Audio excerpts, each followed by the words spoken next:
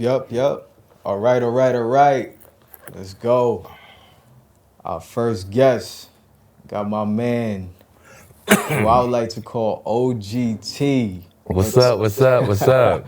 But today, like everybody says, T to the motherfucking K. Mm-hmm.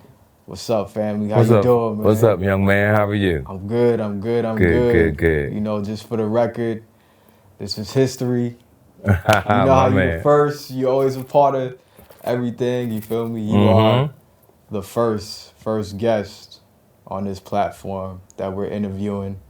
And I must say, man, I'm excited, I'm grateful, I'm blessed, you know, and how we cross paths and, you know, all the game that you drop on these interviews, games that you drop personally. I just want to say, you know, I got a lot of love for you, man. And it's a pleasure, it's an honor. We are interviewing a legend. Yeah, I thank you, my man. It's an honor being here too. You know, I love that. All right. So, you want to get into? No, do your thing. You want to talk about how you started, or like we could just get into like everything that is going on? How I started was I got lucky. This is truly a blessing. I turned the negative into a positive, and the rest is history. And I just stayed grinding in this game of staying on the comedy for years. And I wouldn't change anything. All the mistakes, the happiness, the ups and downs, has truly made me who I am today. And I'm just glad that I took care of my health and to live this long, to truly get the blessings that's coming, that I have, and that's coming. I want to go more into TK Kirkland. I respect that. You know, more than just a comedian, you feel me? More than just the relationship guy, but, you know, you got an amazing perspective on life, on health, on politics, you know, on finance, on business. Like, I don't think people understand, like, you understand, like, business. Yes. You know, even just now, right? Even just now. Like, right. I like your approach to business. You're not just like a funny guy, man, but you're a real serious dude. Yeah. When it comes to your money. And I respect that. You respect your money. You feel me? And one thing I want to go into is, that's been on my mind since like yesterday. We were talking and you mentioned like respect the money. I never heard that before. Like, what does respect the money like mean to you? What is respect the money? Respect the money is I work hard and I stack. Because think about the United States government. What makes the United States government so powerful is that they're prepared for war. The United States they've got powerful because of war. Because back in the day there was always wars and they destroyed everybody and they always prepared. That's why in anything they do, we have the biggest military in the world. And we could just drop it, you know, we could just destroy anybody in the country. I mean, we got other powerhouses, Russia, you know, you got Japan, you got China, right? So I stack money for war, crisis in the family, emergencies, etc. And don't get me wrong, I spend a little along the way because in your 20s and 30s, you spend a lot of money, right? Because you want to get caught up, you're caught up in the hype, right? You're caught up in the movement. You know, you're at the parties, you're enjoying yourself. But when you get 60-something, you realize in your 20s and 30s and 40s, you think people cared. When you get in your 60s, you realize no one gave a F. No one cared. And you realize that when you get old. So life is about confidence. Life is about having a good perspective on the way you move through life. And when you got that, like everybody can't get that, right? Because we all have a different flight pattern. See, everybody takes off on the runway, their direction. And everybody's at different altitudes in life. Some people can't land because it's too much debris on the runway. So you can't land. Some people land smoothly because they went through their trials and tribulations and they actually touch down easily. And that's why life is all about good choices. A lot of people don't make good choices.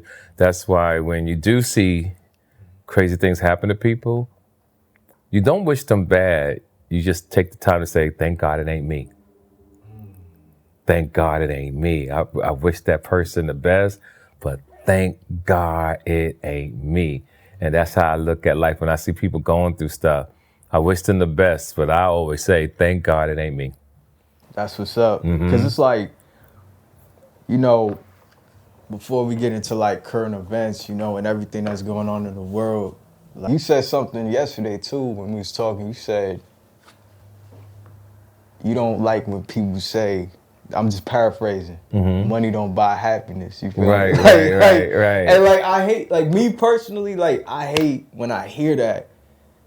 When I hear money don't buy happiness, because if I'm broke, man, and I'm struggling, like, all right, man, I gotta get this money to pay this bill. Like, it causes me more stress. But when I get like a bag, that's right. I feel good. Like, I want to take a girl out on a date. Yeah, I want to buy me something. It's right. Like, what is your views, man, when you hear somebody say like? I just say lack of wisdom, not ignorant, lack of wisdom.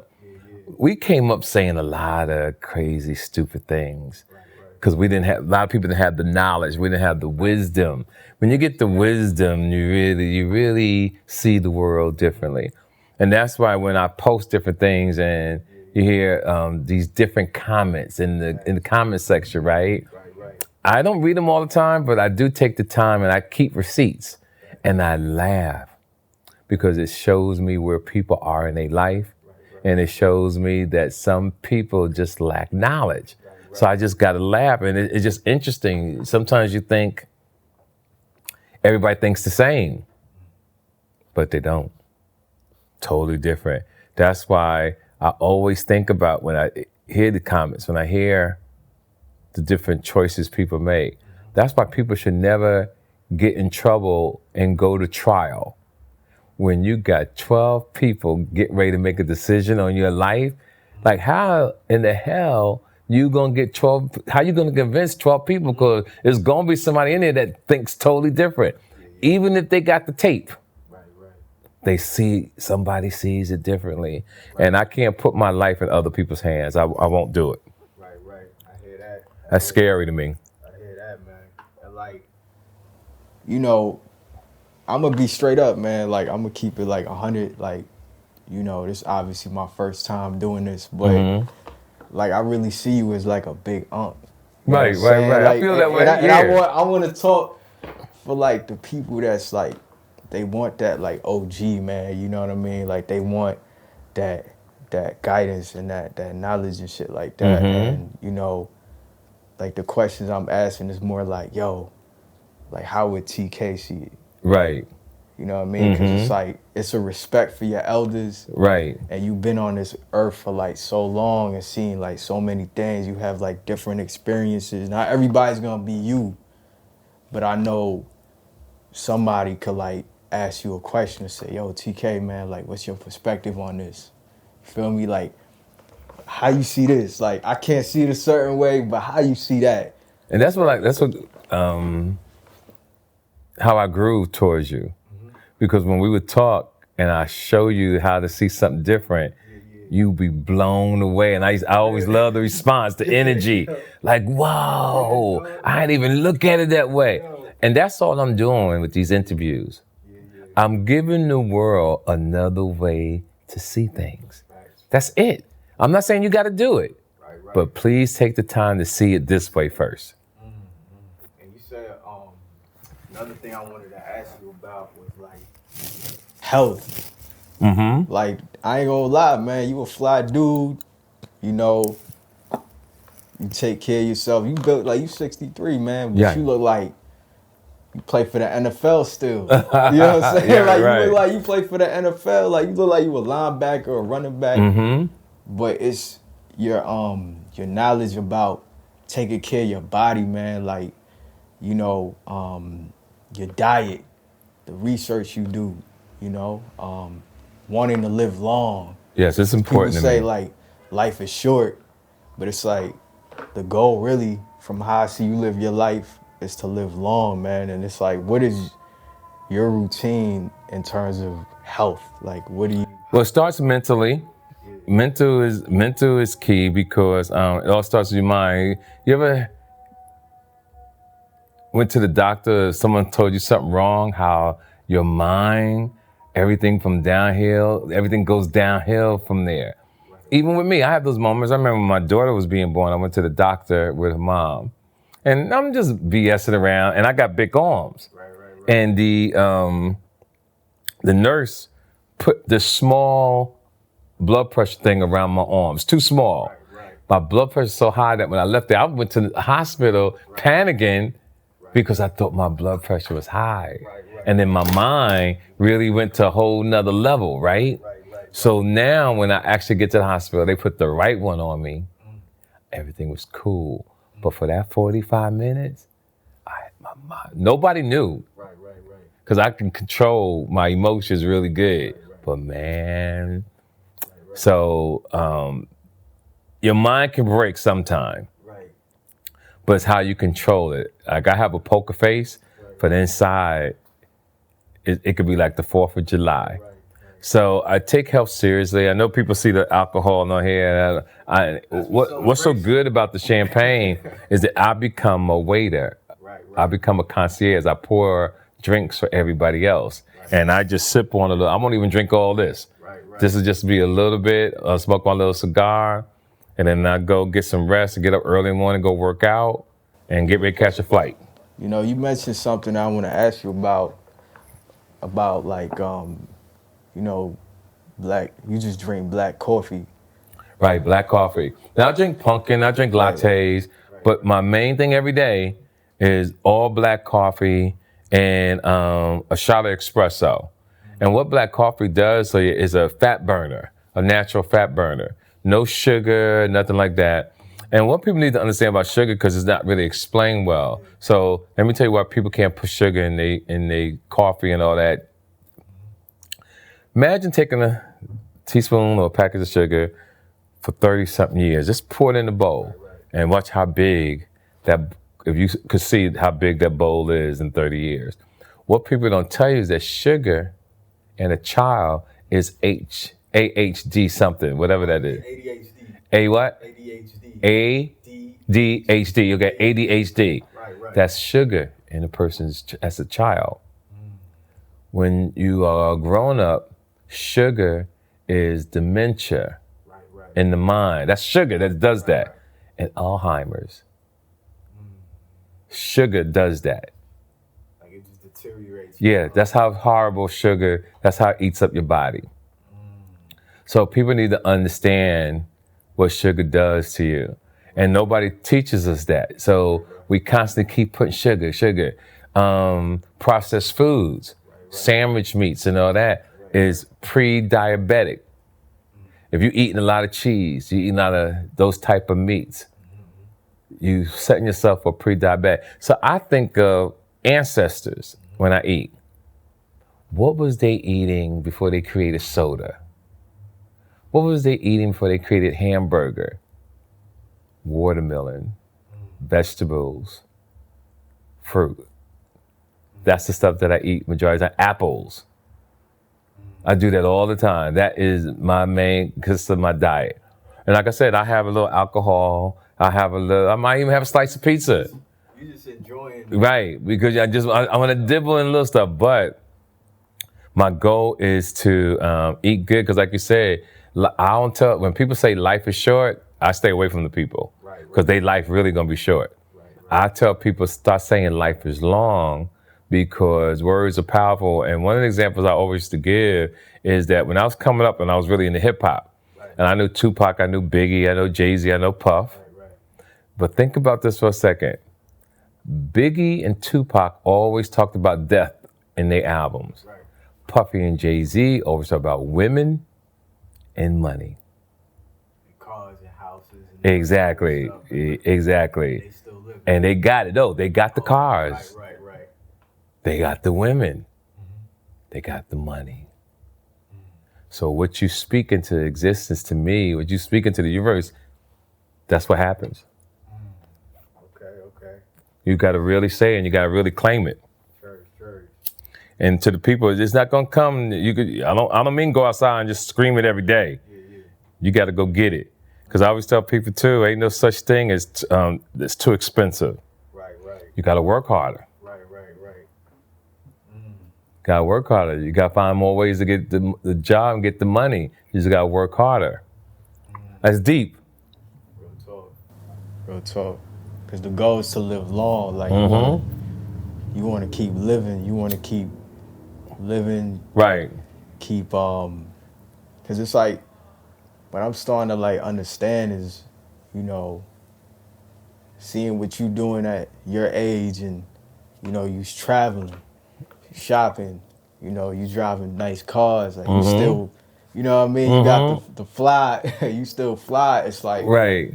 I never seen no one at that age still doing it. So it gave me another perspective to look at, like, yo, yeah, shit, you want to be, I can still do that. Right. I ain't trying to be no old nigga. Yeah. You know what I'm saying? I ain't wearing no church suits and shit and platform shoes. I ain't doing that shit. Yeah, it's like, yo, I can still do that. And it's like, you know, now it's like, all right, cool. Yeah, I'm gonna stay consistent with my workouts, you know, keep getting smarter, you know, stack my bread, keep building myself up, things like that. So it's like now you want to live longer. You want to live longer. You looking forward to living longer. Right. Because now you got somebody that's a demonstration that's exposing you to what life could be. Right. You don't have to live on nobody's terms, and that's what I noticed, man. Like, you're more of like you your own man. Right. You know exactly. what I'm saying? You don't live based off of like this cookie cutter. Like whatever you would say, like this cookie cutter, like handbook that everybody follows. Again, I just want to give people to see things differently. That's it. That's my goal. All right, I like that, but may I make a suggestion? Right. Let me show you this way. Right. Jeezy and Jenny Mai, right? So apparently, you know, they divorced. According to what I researched, Jeezy was you know, he got in, 2 years, Jeezy and Jenny, they not talking. Right. They're in the same house. Yeah, that's sad. But they're not talking unless they got to deal with the kid, right? Secondly, I was like, I think it was allhiphop.com. They were talking about how, you know, Jeezy's a low-key kind of dude, right? Like, he just wants to focus on his business, but getting with her probably was like a move to like make him more like mainstream, because she's Hollywood, right? Okay. But she comes from a Hollywood background. Right. She don't really do the low-key thing. And they run in different circles. Right, it's true. So it appears that like once they got together, it's like, and they got married, like Jeezy wasn't prepared for that type of lifestyle. Like, he wasn't prepared for like all those cultural differences, the different views on life. Now they got a kid, so now maybe they're clashing on how to raise the kid and all this is good stuff. So it's like, you have a certain perspective on marriage, right? And most of the time when you hear marriage, it's like everybody has to do it. Like, if you don't do it, oh, you're gonna be lonely. Right. You know what I'm saying? You're gonna be unhappy. But it's like, when I look at Jeezy, I feel like I was kind of shocked when Jeezy got married. I was too. Yeah, because I didn't see Jeezy as like the marrying type. I thought Jeezy was like the type of dude, he got his girls going, boom, boom, boom, whatever. He's living his life. So when he got married, I was like, okay, maybe he found the right one. And, you know, maybe it'll work out in his favor. And then it crumbled. Not to say you want it to fail, but it crumbled, and it brought me back to what you talk about marriage. Like, yo, that's not for everybody. Right. So I wanted to know, like, what's your perspective on that? You know, like, what's your viewpoint on that? My viewpoint on marriage, like I said, is not for everybody. And I just want to show people that there's nothing wrong with living by yourself. People always saying, you got to have someone. You have to, like in my comments, I talked about marriage on Facebook and Instagram, and it was more like hate, more than understanding my point of view. That's why he gonna die alone. He got diabetes. He gonna shiver up and be an old man. But what I tell people is if you take care of yourself, one, you won't need nobody. Two, here's the reality. If you got someone in your life, and even though they love you and your health is really bad, you going to assisted living. Everybody ain't built for that. Then you gotta hope people visit you if that's what you want. Right. See, I have insurance to cover me. I stay in my home. I have nurses to come take care of me if I go into assisted living. If I get sick, But do I want that? No. So I get up, I do my workout, I do what I'm supposed to do every day. That's the discipline. And I hope and pray that it pays off. I hope it's a good decision. Right. And that's the thing, it's like, there's nothing wrong with being alone. There's nothing wrong with it. it. And I think you've mastered that. Out of everybody I know, like, you're the only person I know that's mastered that, I think. Yeah, don't get me wrong. I have somebody that lay with me, snuggle with me, but then you gotta go home. Yeah, you gotta go home. Yeah, you gotta go home. Sometimes you don't want to wake up. Yeah. Which, like you said, sometimes you just want to fart in the crib. Right, yeah. You want to fart by yourself. You might get somebody who snore. Right. And, you get a certain age, you have a pattern when you go to sleep. Right. So when people start snoring, you're like, I ain't signed up for this. I just want quiet. So out of respect and thoughtfulness, you got to ignore that this man or woman snores. Right. That's rough. Right. That's rough. That's facts. And then in other news, the marriage part, got Anthony Anderson, 20K I talked about it a on stage today, and Anthony is I'm quite sure, a good guy. Right. And to me, with Anthony Anderson, I know Anthony Anderson way back to Compton. And Anthony, when he was nice and fluffy and smelled good, like donuts and everything, he was a happy guy. But Anthony started losing weight, making more money, and he lost the weight, He saw the world differently. Right. And so he's like, hey, I gotta go. And some relationships run their course. Right. I'm quite sure when he met her, he wasn't making that kind of money. Now, he got to pay for his freedom. It's like a ransom. Right. You got to pay to get rid of me. That's deep. And it's like 20K is the base. And they said depending on how much he makes. And that's low compared to some people, right? Yeah. So the stuff we hear on the news, you got women getting $200,000, $300,000 a month. That's crazy. That's dog. Insane. That's crazy. Your life is set. You getting let's say you get $200,000 a month. 200 times 10, that's like what, 2 million, 2.4 a year. You a whole millionaire. But I'm gonna give people game who get into money. You're married, and you get divorced. And watch this game. Right.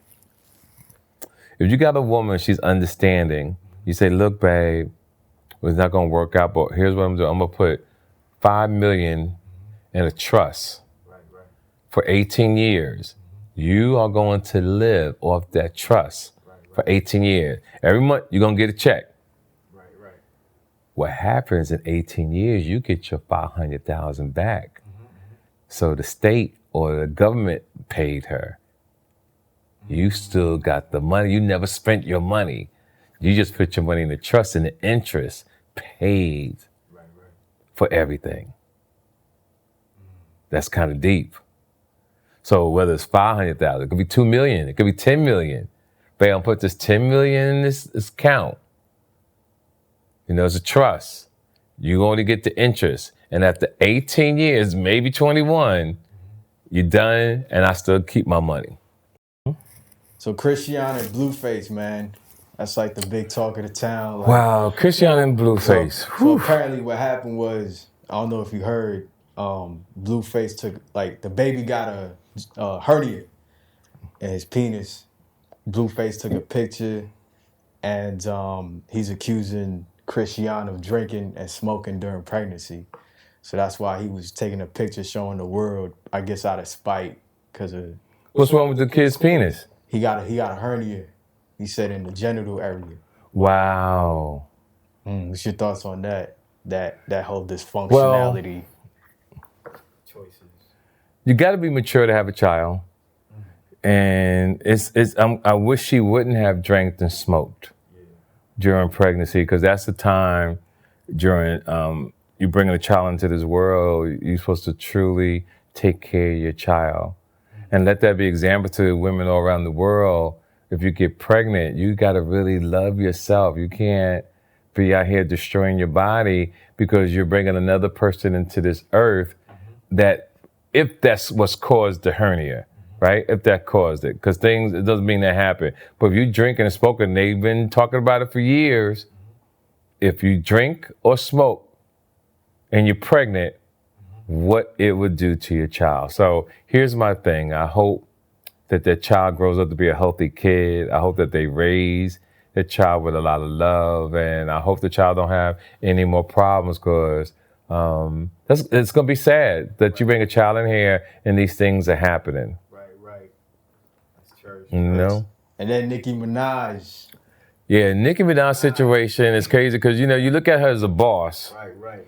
And her husband, God bless him, he is a nice guy. What's his name again? They call him Zoo. Like Zoo? Kenneth, I think Kenneth. Zoo, I believe in life. Stay low key, flex occasionally. We got to stop trying to fight each other over nothing. They ain't putting no money in nobody's pocket. Get the money, love your woman. You got Nicki Minaj, dog. Yeah. Yo, you got Nicki Minaj. Ain't nobody supposed to see. I'm gonna give everybody a page out of the player handbook. Be a Stedman. All right? Oprah Winfrey's man. They've been together for years, and to this day, you never heard nothing bad about Stedman. Never. Right. He played this thing to the T. When you got a boss woman, you lay low. You lay low. She gonna take good care of you. She gonna make sure you're straight. That's it. Don't be on social media causing friction and confusion, because when problems happen, they don't talk about you. They talk about the person that's the celebrity. When this stuff goes down, they always say Nicki Minaj, like Nicki Minaj is doing the fighting. Nicki Minaj chilling. She going for walks and probably working on her next album. And then she got to come home and hear this. And she going to love her husband. But I believe men, let's not take our women. And ladies, don't take your man through this type of stuff if you don't have to. That's my take on it. Brittany Renner, recently on Shannon Sharp, saying that she got 35 bodies. Yeah. She doesn't believe in the double standards. And 35 bodies is really not a lot, Now, I could tell you this. I wish she'd kept it to herself, because men are different than women. Men like to brag about their body count. When you hear a woman about her body count, unless you have no morals, unless you don't care about her, unless you don't care about yourself, you say, oh, I ain't tripping. But if you a man of morals, you can't even look at her the same. Now, that's me. Young kids, your age or whatever, might, ooh. But men my age, we don't want to hear it. Your past is your past. What you did in your bedroom is your bedroom. Keep that to yourself. Yeah, something else I wanted to ask you too. You mentioned how you got men letting women pump the gas, men sitting by the window on the airplane. Like, what's your thoughts on that? Tell you a story.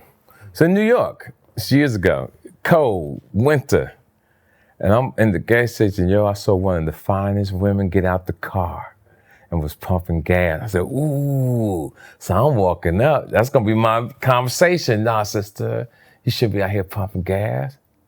I saw a dude in the front passenger side with the seat reclined texting on the phone. And I made a U-turn. And I said to myself, she deserved it then if she let that man sit in the car and pump her gas. And ladies, I understand y'all different breed, but there's some things y'all shouldn't do if you got a man in the car. Always let the man pump the gas. When you walk down the street, man should walk on the outside. When you fly on the plane, I see men now getting on the plane first to sit by the window and let the woman sit on the outside. Oh, I'm like, yo, what is wrong with people? So it's so important to you to see the window that you're gonna let your girl, whether it's your girl, sister, or mother, you let her be on the outside. You're supposed to protect. She sits on the inside, you sit on the outside. And I hope a lot of you guys really hear what I'm saying. Thanks. How do you feel about women? How do you feel about buying women things? Like, how should a woman ask for what she wants from a man? I think of a woman, I had a situation with a young lady in Florida a long time ago. And she had did some nice things for me. It was cool. But we had dinner, we gonna have sex, we kicking it, and out of nowhere I was like, hey, while we're together, hey, how did you send that to me the last time? Can you please send that to me again? Her name was Val. And out of one day, I ain't talked to Val. I said, Val, I'm gonna come see you soon. Instead of Val saying, hi, TK, how you doing? Talking to me. She said, hey, buy me these. So I called in the facetious way, not mad, not yelling. I said, hey, you couldn't say, hello, how are you? And her argument was, oh, you always want somebody to do something for you. But when someone asks, but she caught an attitude. I wasn't tripping about what she wanted. I was being facetious about, what, hey, get me these? That's how you gonna talk to me? She hung up on me, I blocked her, we ain't talked since. Fuck it. Thanks. So, you got my man Deion Sanders, 3-2 Colorado. Shout out to Denver, shout out to Colorado, shout out to Deion Sanders. Listen, I understand Deion. A lot of people don't understand Deion. That's why I always tell people you gotta hang around winners. Because when you hang around winners, your wins don't sound like brags. See, when you hang around people who are successful, you hang around people that's really doing what you do, they look at it as confidence, you want to win. When people don't understand that way of thinking, oh, he egotistical, I hope he loses, not understanding that's the way successful people talk. Facts. So I understand that, you used to be a teacher. And, Yeah, a lot of people don't know. I forgot about that. Listen, ladies and gentlemen, I came out of Snyder High School, Jersey City, New Jersey. I was in a program in high school called Upward Bound. We went to Montclair State University for 4 years. I did that, became so good, I wound up becoming a teacher for Upward Bound at Montclair State. By that time, they was calling me Mr. Kirkland. All the kids loved me, and it was really one of the greatest moments of my life not that I was trying to be a teacher, I was just doing a little bit of everything. And a lot of people also know I went from teaching to politics. And when I was doing stand-up comedy, I did the Nelson Mandela at the Los Angeles Forum. But I also used to raise money for Los Angeles for, what's my girl's name, the black woman down there? Maxine Waters. Maxine Waters, I forgot the gentleman's name. He was city council down there. And he used to do shows and we used to raise a lot of money. Me and Johnny Cochran went to the same barbershop for over 20-something years when I was going to Cal State Northridge. And Johnny Cochran told me something real, I'll never forget it to this day. He said, TK, can't nobody make it unless somebody else helps them. So I've always looked at it as a positive thing. And you got to help people if they deserve it and they're not lying to you. Don't go out the way, because the world we live in now, they full of liars. Speaking of athletics too, track and field. He was a track star. He was a runner. Right, ran track, and I love mentioning these gentlemen's names. I ran with a guy named Carl Lewis, Ronaldo Skeets, Nehemiah. From 1976 to 1979, New Jersey was the hottest track circuit in the world. So to be in that environment, it was really phenomenal. It really was. That's what's up. What lessons did you learn from track, man? Because I know as an athlete, there's always these life lessons that you learn. Yeah, that's so true. Track taught me never to give up, always stay determined. And even when you get tired, you figure it out, you stay disciplined. Even if you take a loss, you know you get another shot. I saw that you had like you was in a couple movies, you know, New Jersey Drive, you know. In New Jersey Drive, I wish I had one scene, but it was memorable. And even to this day, my schedule is still insane. And I remember when I did that movie, they made sure I was there. I only had one day. See, because most comedians want to do film, most comedians want to do TV. I never really cared. My thing was, I've been on an audition once. I didn't like how auditions were set up. You got 2.7 million people going up for the same part, right? And two people got to make a decision if you get that part. So now it's a risk. It's like hitting the lottery. But now here I'm sitting, I'm practicing my lines all around, and you got to go in to convince someone to give you something. And I never liked that. So I never did auditions. I stayed on the road because what I really knew was money in my hand. That was real. And let's say you do get a TV sitcom. Now you gotta hope that the rest of the country likes you. So, because back then it was Nelson ratings. Now you got 900,000 channels. And I truly feel that everybody, if you're in entertainment, if the Hollywood knew what they were really doing, everybody could almost have a job and be successful.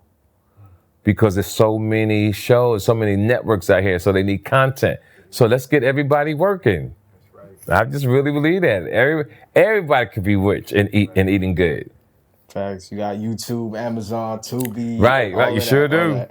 So like, yeah, you know, you say you've been into Strays. You know, you was in Strays with Vin Diesel. Right. Things like that. Yeah. When I met Vin Diesel, it was a great opportunity. I met him through Mike Epps, and me and Vin Diesel hit it off. We went to Park City, Utah for the some movie festival, and I saw his whole life change like that. Because Steven Spielberg was there. Saw Strays, and Vin Diesel went on to do all movies, but he undid Fast and the Furious 1. I think they're coming out with 98 next year. And then 98 Fast and Furious. And he getting 30, 40 million a movie. That's insane. Hell yeah. So like, you know, you got all of this blue collar stuff going on. Robert Menendez. Yes. I like Robert Menendez. When I saw that they was bringing up on charges, I started laughing because I could relate. I said, they mad at this nigga because he got gold bars in the house. Like, nigga, that's some player shit. Like, you know, when you got a little bit of change, nigga, like, that's how you living. Right. But it's not him when you really think about it. They got the emails with his wife. That's why her bail is higher than his. She's the one that's in trouble. Yeah, it's the wife, yo. Apparently they gave him Benzes. They gave him like a Benz. Right. And then they even, it was a nice Benz. It was like no super Maybach. You know, I can see he had a Maybach, you know what I'm saying? Like, it was just a regular Benz. You know, it was like no super fly shit. Right. But I respect the gold bars. He said he took money out his own account. Nigga, shit. That's his money. He want to live like that. Right. Give him a house or something, no more. Man, that's some player shit. And I actually saw it on the news, right? I said, look at them motherfucking gold bars, nigga. That's rich nigga shit, yo. I know you Mexican or Spanish, but nigga still rich nigga shit. So you know, like, the Archdiocese of Baltimore filed for bankruptcy days ahead of a law being passed that will remove statute of limitations for which, like, one can file a lawsuit for sexual abuse. So a lot of the it's like all these people can just come out and just start suing the churches, and they're like, yo, we're not gonna have enough money to cover. They know, because we talking about years of people still alive. Could you imagine how many children have been molested in the church? They sweep it under the rug, and that's why those people at the church filed for bankruptcy, because they know they getting ready to come at them. So they was able to hide all their money before the lawsuits. Right. It's crazy. Yeah, they said they were like the Archbishop William E. Laurie attributed to the filing directly to the law's effect of the Archdiocese, which is facing a great number of lawsuits Great number that were previously prohibited by state law. He said in a letter in the Archdiocese on Friday. So he said, filing for bankruptcy is basically the best path forward to compensate equitably all victim survivors, given Archdiocese limited financial resources, which could be otherwise exhausted on litigation. Man. Pretty much, they just gonna go broke. Yeah, they're not giving up no money. They say we filed bankruptcy, sue us. Right. You ain't gonna get nothing. We ain't got it. And it goes back to like, I know you feel strongly about protecting the children, like protecting the children, you know, making sure the children's are safe and everything. So like, yeah, protect the kids, man. They've been abused. Cause I've dated women, you know, and when I see the effects on them, not bad, not all bad, you know. It all comes from childhood. Everything starts from childhood. How you were raised is a true component to your life. We got Diane Feinstein, the senator.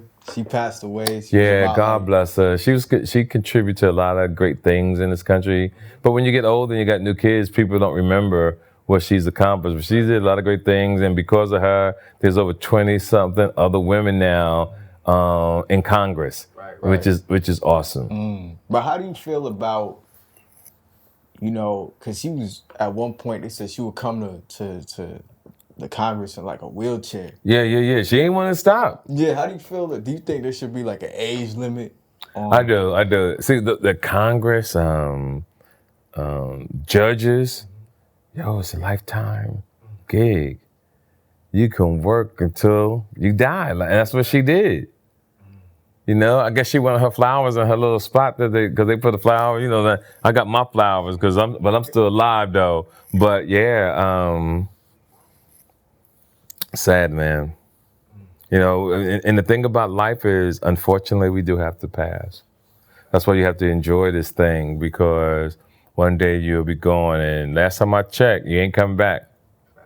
No, so live this thing. And I remember in your stand-up, which was like 100, you talked about retiring, and you said you saw like the band, like Smokey Robinson. Right, so Smokey Robinson, OJ's, and I said, these niggas are still alive because they still doing what they love.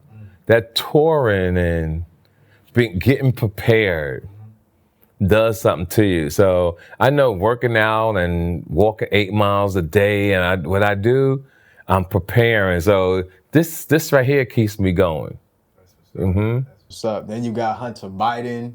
He just got indicted on gun charges. Apparently he lied on federal government forms, saying that he wasn't he never took drugs or anything like that. I don't know why he lied. See, again, if you're gonna lie, you might as well go to someone and have them send you a gun and keep it simple, because once you put your name on a piece of paper, now they're gonna get you. So the Republicans is playing tick for tat. You know, they want to throw Biden under the bus because they went after Trump. And they thought that his son was getting special treatment because of Biden. And Biden, here's the thing. If you have a son, I got kids, I'm president of the United States, my son go to jail, I'm keeping 100. I'm pardoning my son, same damn day. And I don't give a F what nobody say. You know, I'm the president of the United States. So who wouldn't do that unless your child was a mass murderer or a rapist? Different story. But this is a gun. Unfortunately, it happened. Leave the man alone. Right. So you know, Britney Spears, she been trending lately. You know, she been on social media dancing half naked and all that. Half naked, yeah. And then lately, she been dancing with knives. So like people been checking up on her. I guess all her friends or people on social media. Like she was when you was young, she was fine, boy. When she was a young girl, she was fine. You know, I dated a girl once that was super fine. I saw her lose her mind, you know, mental health. And it really hurt me, because I'm talking about fine, dog. This girl was fine. Like, I thought about it not too long ago. Like, I wish I could find her because she was so beautiful. But I remember seeing her in Vegas, and I was going in the driveway, and she said, she just started screaming my name loud. I pretended that I didn't hear her, yo. Because it wasn't a yell like, hey, T. It was screaming like something was wrong. I kept walking like I ain't know her. That hurt me, but she was so fucking fine. Woo. It was alleged that Remy Ma and Papoose had split. And Now, Papoose is a rapper? Yeah, Papoose, he's a freestyle rapper. Okay. And it's alleged that she had like a side dude who was also like a battle rapper. Yeah, and like everybody's basically like, damn, Papoose held it down and he was such a good guy. So they on his side. Yeah, they're like on his side. Right. It's like, good dudes is getting screwed over. Right. On back, for situations like right. that. So what's your like? It goes to show you, man, women could be players too. You know what I mean? Women could be players too. And thank God you got to respect Remy Ma. Because Remy Ma could have put them together and had a battle rap between each other. Think about it. Talking to your side nigga. Listen, I got a little thing for you. Talk to me. Yo, I want y'all to battle. You know what I'm saying? Right. Now they getting money for it and all this kind of stuff. But the thing about Remy Ma, any women who might have a side dude on the side, I know it hurts. I'm gonna repeat it. I know it hurts. But at the end of the day, don't do nothing crazy. Get you another woman or another man when you find these things out, right? And it's life. When you look at it the way I see life, it hurts. Don't get me wrong, I'm not a superhero. I hurt sometime in life too. But then you realize it's life. And you stay in control. You don't let nothing knock you off your square. You have different things come to you that might hurt you, might make you think you should do something insane. And then you realize how blessed you are. And what keeps me grounded, back in the 90s, I caught a serious case right here in New York. And the judge's name was Margaret. I don't know if she's still alive or nothing. Her name was Margaret. And out of all of those situations I've ever been in through in my life, for the first time a judge put fear in me. But I also had a business partner at the same time named David Kleeman. And David Kleeman said to me one time, he said, TK, you're not afraid of nothing. He said, you gotta be afraid of something. And I'm afraid to go to jail. I'm afraid of letting somebody else put me in a situation that I get locked up and go away for a long time. I like smelling good. I like wearing comfortable clothes. I like clean socks. I like smoking good cigars. I love flowers. I love my little drinks, you know what I'm saying? I love champagne. I love this. Don't let nobody take you away from this when you're grown. Don't let nobody take you away from that. So understand life. Things happen. He'll meet somebody else. Because isn't he the same guy that used to go see her in jail? Yeah. That's deep. All them years that she was in jail, like he was holding her down. Right, he was holding her down. It's like, she only doing what brothers have been doing for years. Women have been coming to see dudes locked up for years, and when they get out, get on their feet, they wind up kicking it with their girlfriend, sister, mother, seeing all these stories. It's just unfortunate it happened to them in this life. And years down the line, hopefully they'll speak to each other. And who knows? They probably made up and got back together. We don't know, But anybody that's going through something like that, it hurts. Trust me, it hurts. But I'm here to let you know that shall pass. And I know we almost about to wrap this up, but I wanted to ask you, man, again, to know you, like what do you cherish the most about life, man, and why? I cherish waking up. Like, I don't sleep long because I don't want to miss nothing. Like, I go sleep at a certain time. If I go sleep at 9, I'm up at 2. If I go sleep at 10, I'm up at 2. If I go sleep at 11, I'm up at 2. And I go from 2, I get up, I have my moments where I have the candles lit in my home, and I call it connecting to the Lord or the universe. You got to be special for me to talk to you before 12 o'clock.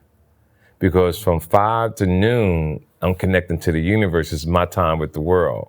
Then 12 or 5, I'll take other people's problems, other people's situations, You know, that's how I move. And then if I get tired later on that, I'll go sleep for 2-3 hours. You know, so I get my 8 hours in a 24-hour period. I definitely get that. But I got to go to sleep, got to do my thing, because I really like this thing. I really love life. I'm going to repeat it. I truly love this thing, yo. So when I do leave here one day, I want people to be like, yo, T to the MFK, he did his thing. And that's what I want people to remember about TK. Man, shit. How do I end this, dog? We say good night. How do I end this, dog? Good night. I can say good night.